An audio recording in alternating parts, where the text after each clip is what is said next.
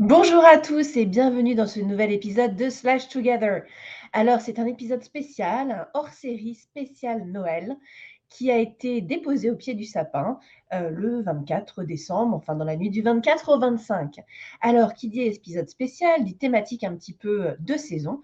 Et effectivement, nous allons parler de Noël et de tout ce qui va se rapporter aux fêtes de fin d'année, à la magie de Noël, mais surtout à l'engagement. Pour ce faire, nous avons des invités un petit peu particuliers aujourd'hui.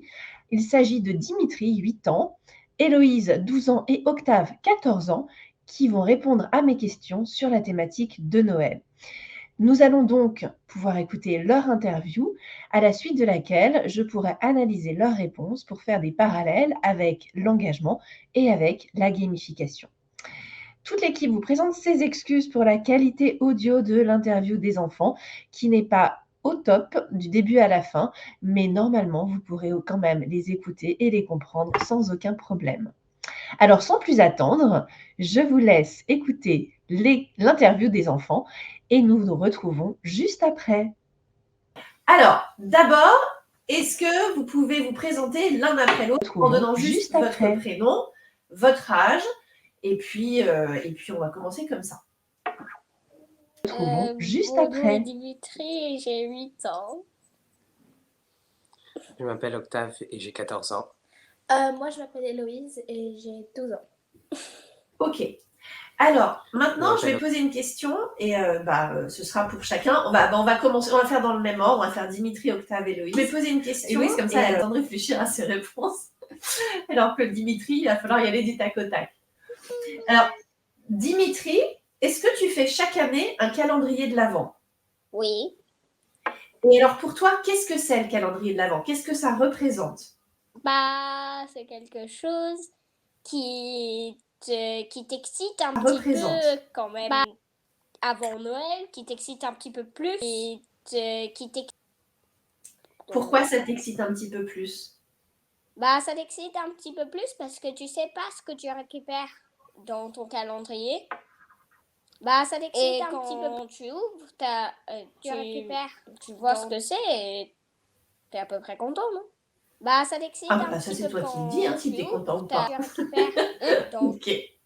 Octave, donc toi aussi tu fais un calendrier de l'Avent. Qu'est-ce que ça représente pour toi ? Quand tu ouvres, Alors pour moi, je le fais plutôt par Octave, donc toi aussi. Enfin, même cette année, j'avais pas vraiment. Quand tu ouvres, j'étais pas allé chercher un calendrier de l'Avent moi-même. C'est juste que même cette année, on a fini par en avoir un pour moi quand même.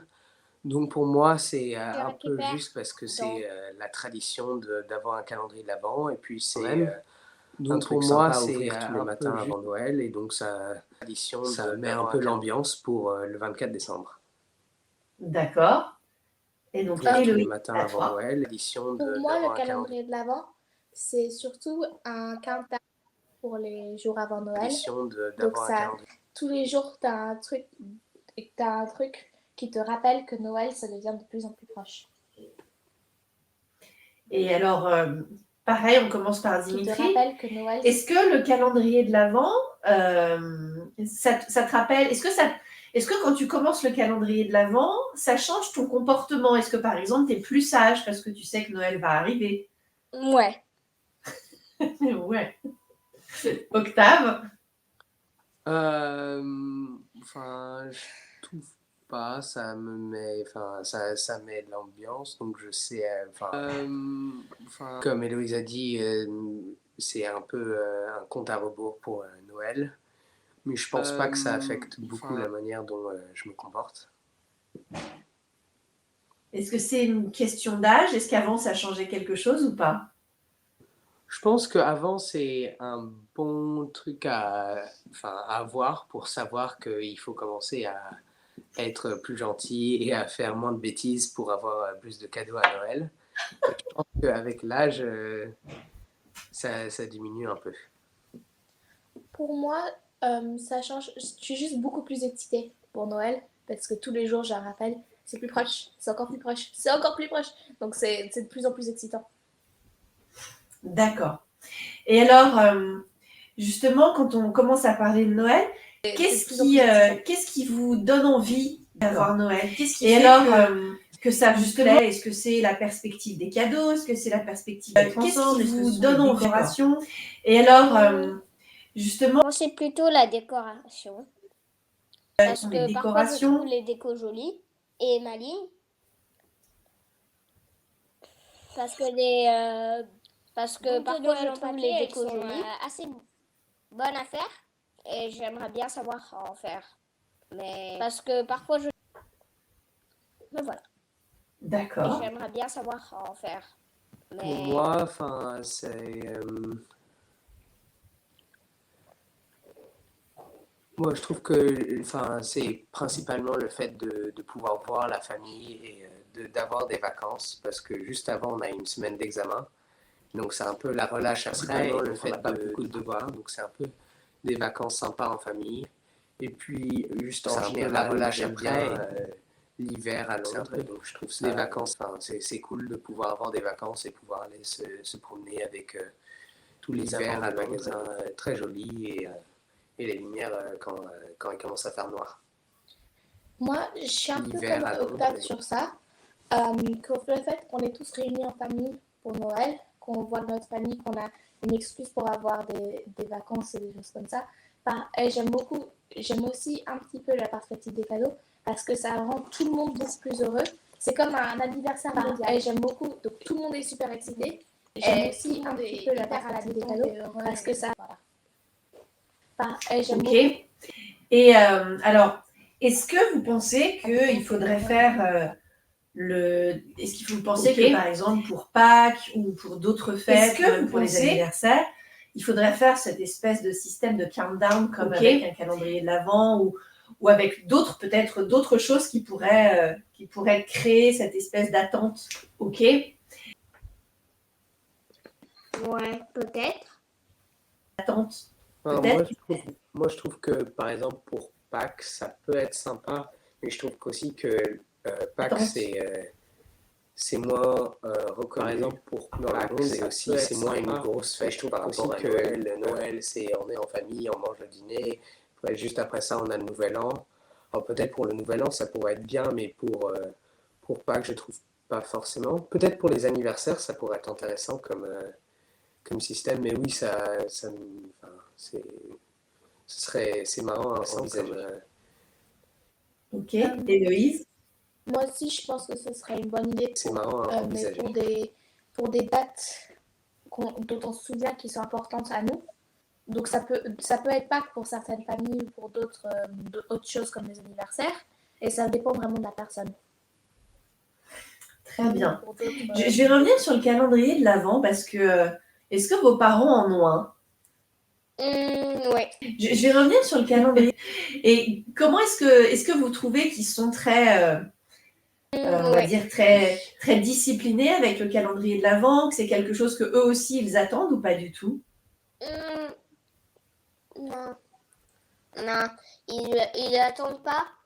Et, maman, elle prend que le chocolat le soir. Ils n'attendent pas. Papa, il aime bien sa confiture, mais ils n'attendent pas. Je trouve que effectivement, ça perd un peu le fait de l'ouvrir tous les matins.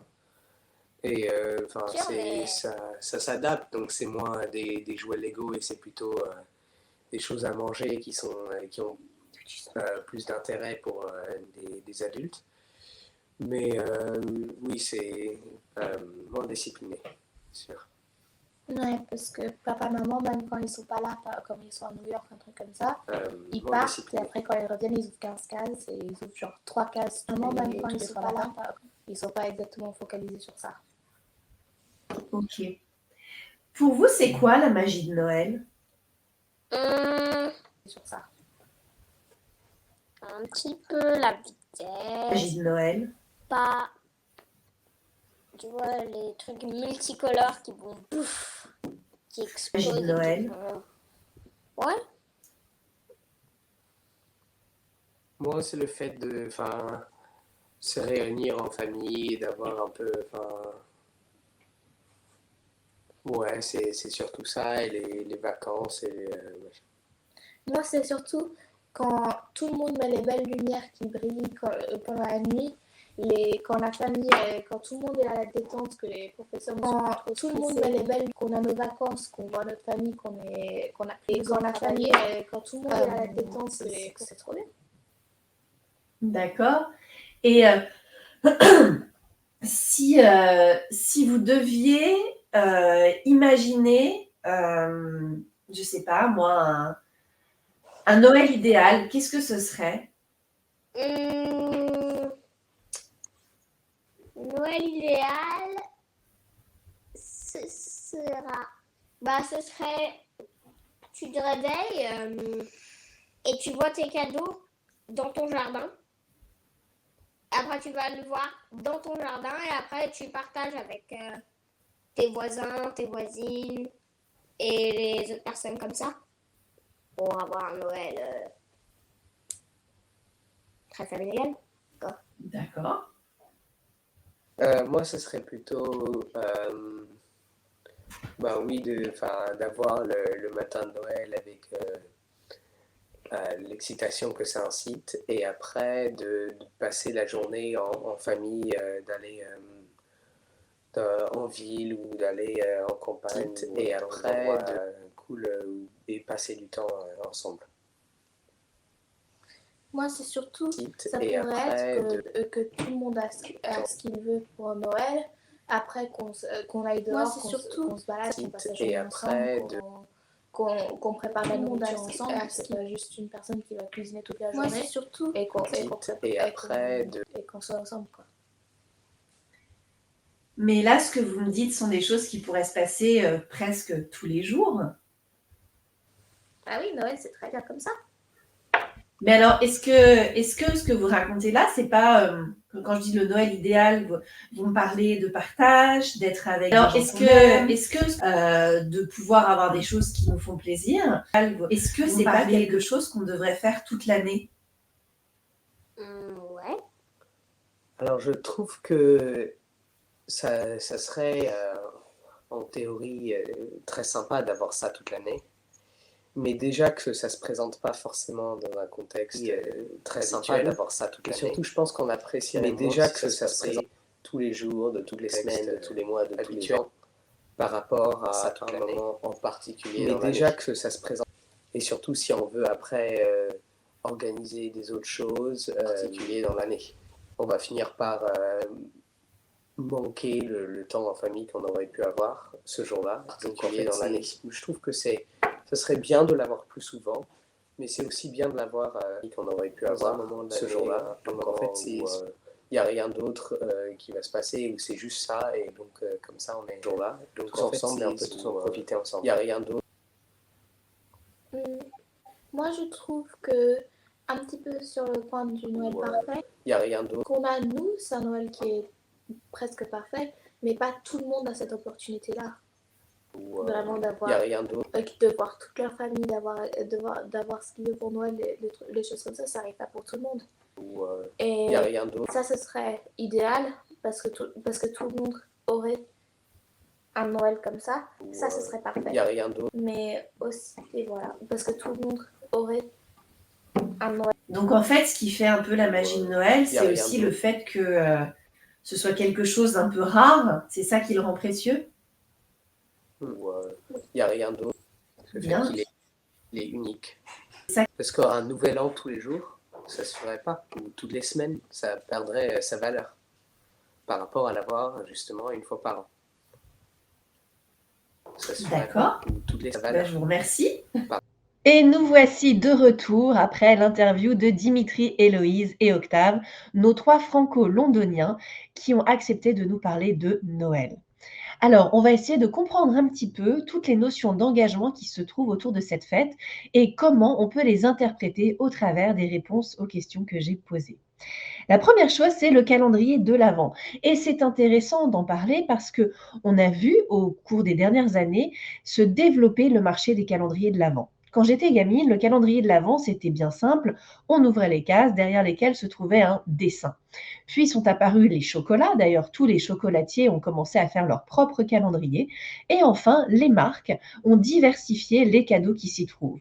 On peut avoir du chocolat, effectivement, du thé, des confitures ou encore des produits de beauté, voire des bijoux. Les calendriers de l'Avent, aujourd'hui, se vendent entre quelques euros et plusieurs centaines d'euros, et on voit que c'est un engouement qui ne cesse d'augmenter. En témoignent les ruptures de stock assez rapides avant même que la saison de Noël ne commence. Alors, comment se fait-il que les calendriers de l'Avent aient un tel succès, même auprès des grands et même, j'ai envie de dire, presque surtout auprès des grands? Quand on écoute les réponses qui nous ont été données, Dimitri parle de cette excitation avant Noël, du côté surprise qu'il attend tous les jours, tandis qu'Octave, qui a 6 ans de plus, lui nous explique que finalement c'est surtout pour la tradition, car lui ne demande même plus de calendrier de l'Avent. En revanche, les parents des 3 enfants ont eux aussi leur calendrier. Alors, ce n'est pas une question d'âge, mais qu'est-ce qui nous pousse à acheter ces calendriers de l'Avent? Quand pour les plus petits, c'est cette espèce de compte à rebours, de countdown, comme le dit Héloïse, jusqu'à Noël. Donc finalement, l'excitation augmente chaque jour, puisqu'à chaque nouvelle case ouverte, eh bien, on se rapproche un petit peu plus du but ultime. Ici, c'est Noël. Pour les adultes et pour les grands enfants, c'est plutôt une notion de poids des traditions. Alors, je parle de poids des traditions, mais on pourrait s'arrêter au mot tradition, culture éventuellement, et surtout au terme habitude. Et les habitudes, justement, ce sont un puissant moteur de motivation. Les habitudes, c'est ce qui fait qu'on va réaliser une action de façon presque inconsciente. C'est devenu quelque chose de presque réflexe. On est habitué à ça, on le fait parce que c'est comme ça. Et effectivement, quand on pose la question de savoir si les parents des enfants sont très réguliers dans l'ouverture de leur case, les réponses sont assez simples. Bah non. Non, pourquoi? Eh bien parce qu'il y a la problématique du travail. Les parents peuvent être en voyage, auquel cas elles n'ouvrent pas les cases durant le voyage. Ils peuvent aussi oublier de le faire et donc ils vont se retrouver à ouvrir plusieurs cases le même jour. Alors, on retrouve ici, si on fait le parallèle avec la gamification, la notion de hasard. Tout d'abord, qu'est-ce que je vais trouver derrière la case, mais aussi la notion de régularité, de rendez-vous, de récompense pour une action donnée. Et c'est intéressant de voir que ici, il n'y a pas de punition. Même si je rate une journée, eh bien, le lendemain, je vais pouvoir avoir non pas une récompense, mais deux. Finalement, les récompenses ne se perdent jamais, elles s'accumulent. Si nous en revenons à la problématique de ne pas être régulier dans l'ouverture, eh bien, pour autant, même si ce n'est pas un countdown pour les parents, mais ce n'est pas ce compte à rebours, puisque en général, ils savent quel jour on est, c'est effectivement le poids des traditions. Alors, les traditions, qu'est-ce que c'est? Eh bien, c'est quelque chose qui est ancré, pour le coup, depuis le plus jeune âge. On le voit, Dimitri a son calendrier de l'Avent, il est hyper excité à l'idée d'ouvrir les cases chaque jour. Et en fait, ça, ce n'est pas d'aujourd'hui. Il a 8 ans, c'est quelque chose qui s'est construit au fur et à mesure des années. Et si Octave, lui, a perdu cette excitation, il le fait encore parce qu'on lui offre le calendrier et que finalement, un petit chocolat par-ci par-là, ça ne fait jamais de mal. Attention à consommer avec modération, bien évidemment. Mais je considère que la gourmandise est un très joli défaut. Toujours est-il que c'est cette notion de tradition et d'habitude qui va faire que même les adultes vont jouer le jeu. C'est pourquoi les marques, aujourd'hui, ont développé des calendriers de l'Avent diversifiés avec des objets, des cadeaux, des récompenses qui vont plaire aux petits comme aux grands. Et on le voit, finalement, le calendrier de l'Avent, c'est un peu le cadeau avant le cadeau. On va avoir ce petite chose à découvrir, exactement comme la surprise qu'on peut avoir en ouvrant un paquet au pied du sapin. On ne sait pas sur quoi on va tomber. Donc ça, c'est la première chose autour des fêtes de Noël. Et effectivement, ce calendrier de l'Avent va être là pour pouvoir entretenir l'excitation, l'attente avant Noël. La deuxième chose qui a été demandée aux enfants, c'est qu'est-ce que c'est que la magie de Noël? Qu'est-ce que ça représente Noël? Et là, j'ai été assez surprise, je vous l'avouerai, parce que finalement, ce n'est pas les cadeaux, mais c'est plutôt cette notion d'être ensemble, de retrouver la famille, les amis, voire les voisins, comme le dit Dimitri, pour qui le Noël idéal serait d'avoir tout le monde dans son jardin.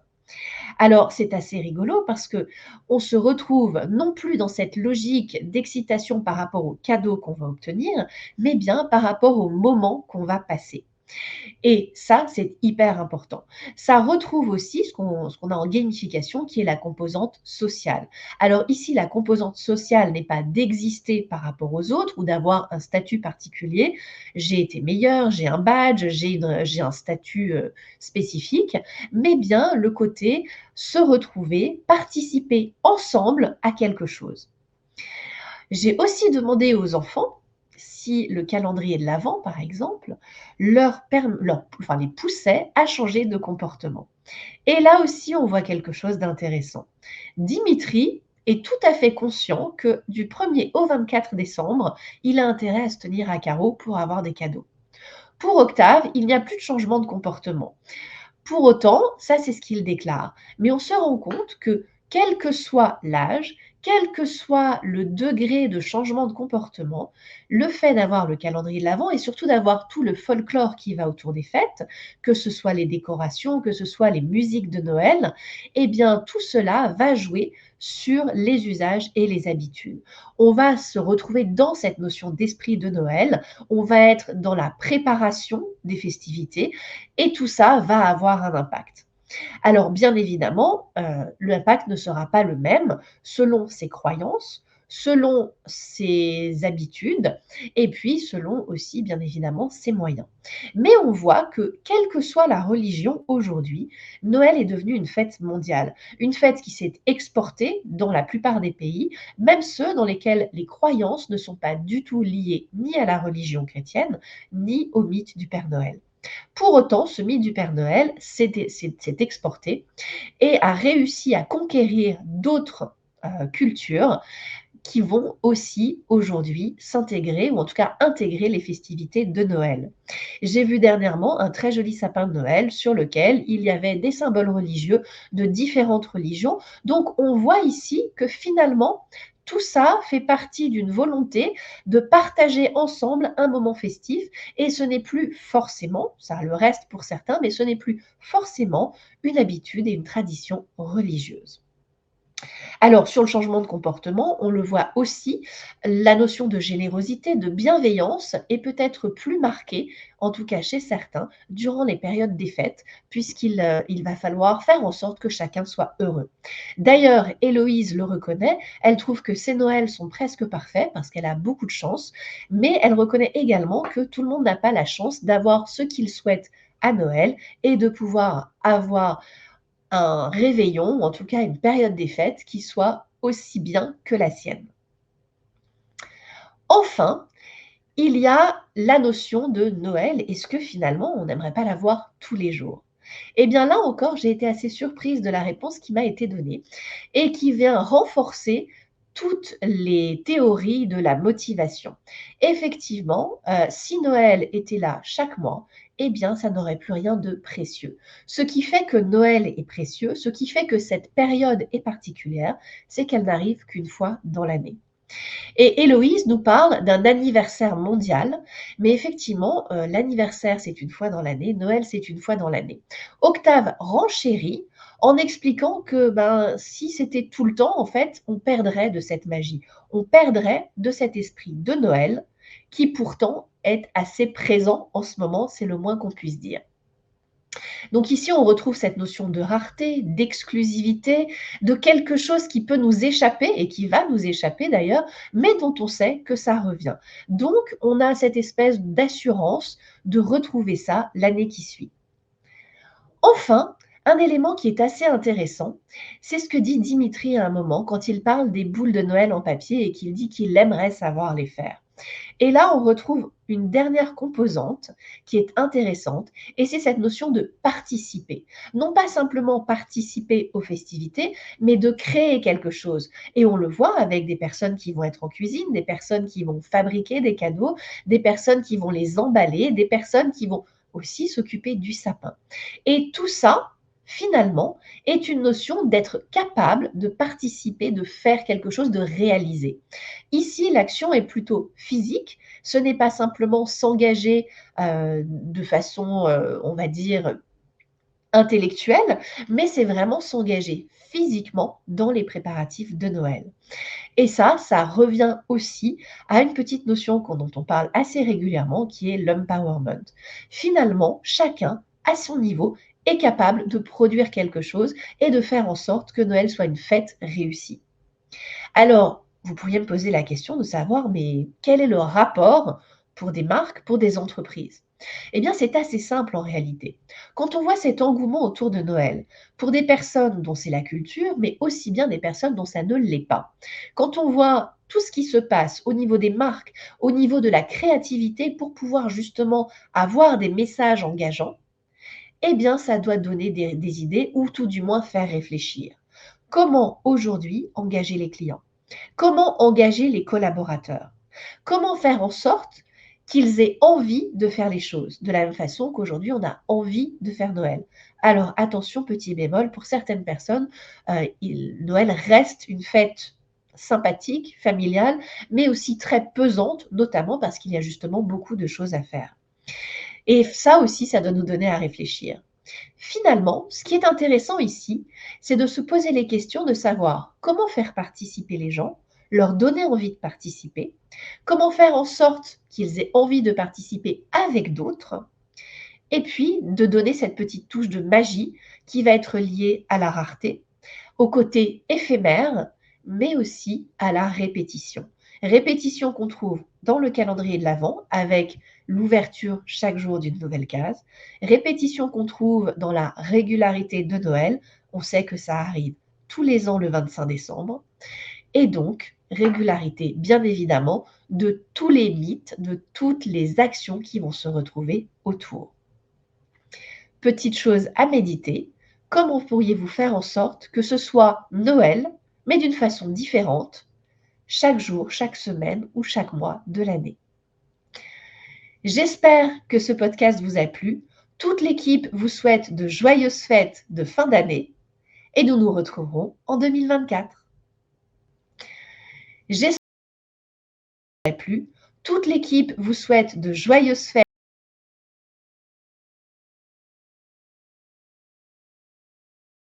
en 2024.